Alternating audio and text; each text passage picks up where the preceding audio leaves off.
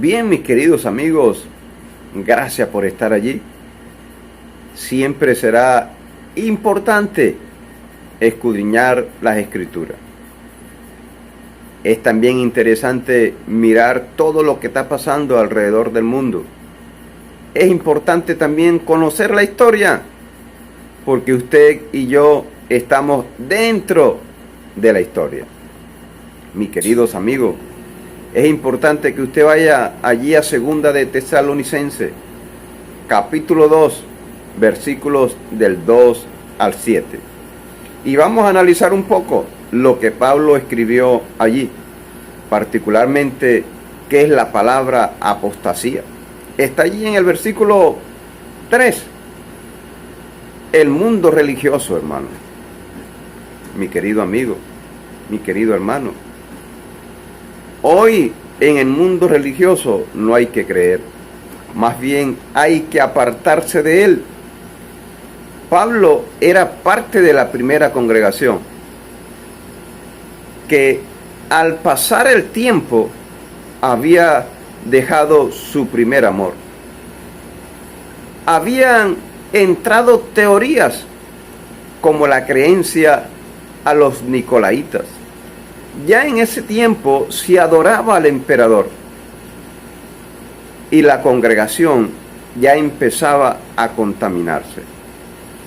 Para cuando apareciera el hombre de pecado, debía pasar más tiempo, pero Pablo ya estaba mirando que el ministerio de iniquidad había comenzado.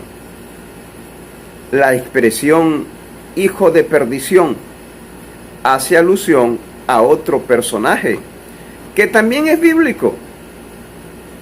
Las mismas características de ese sistema. Es la misma raíz de este personaje, llamándose discípulo de Cristo o llamándose cristiano, traicionó a su maestro. Este sistema usurparía el nombre de cristiano, pero de todas sería un traidor. Un traidor al punto que se sentaría en el trono de Dios haciéndose pasar por Dios. El ministerio de iniquidad, el hijo de perdición. Mi querido amigo, hasta que a su vez sea quitado. ¿Cuándo fue quitado? Ya sabemos, si conocemos la historia, que este sistema fue quitado en el año 1798 después de Cristo. ¿Cuándo? Cuando Napoleón Bonaparte tomó prisionero al papa que estaba de turno, al líder que estaba de turno. Eso pasó en 1798 y al tomarlo prisionero lo despojó aquel sistema de sus riquezas mal habidas. Nosotros estamos viviendo dentro del tiempo en el cual se está sanando, se está curando, pero lo veremos en el futuro. Usted puede ir allí, Apocalipsis, capítulo 13, versículo 3, y verá su herida. Y dice lo siguiente: vi una de sus cabezas como herida de muerte. ¿Cuándo fue herida de muerte? En 1798, después de Cristo. Pero su herida mortal fue sanada, y se maravilló toda la tierra en pos de la bestia. Ah, mi querido amigo, muy interesante. Por eso le digo que hay que ir a la historia. Hay que conocer la historia.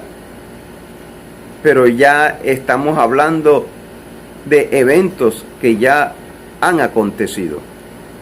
Nosotros hoy estamos viviendo en el tiempo que esa herida está terminando de sanar.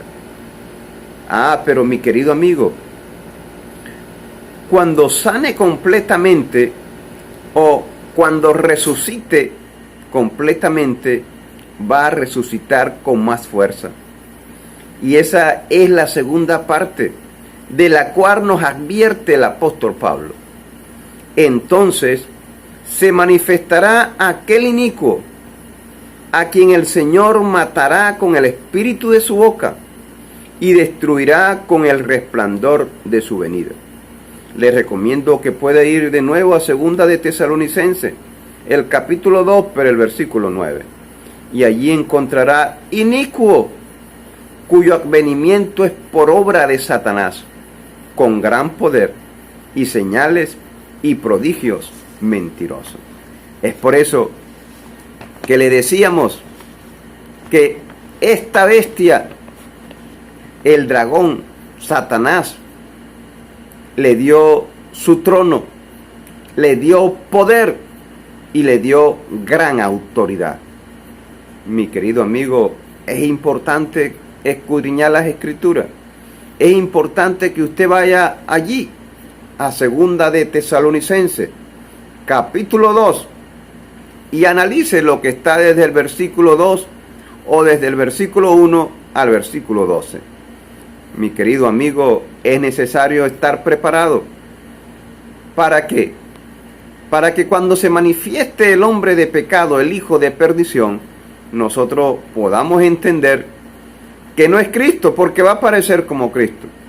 Y nosotros necesitamos estar conscientes o conocer cuándo es Cristo y cuándo será el anticristo. Que Dios te bendiga, que Dios te guarde y nos ayude a poder entender día a día la palabra de Dios.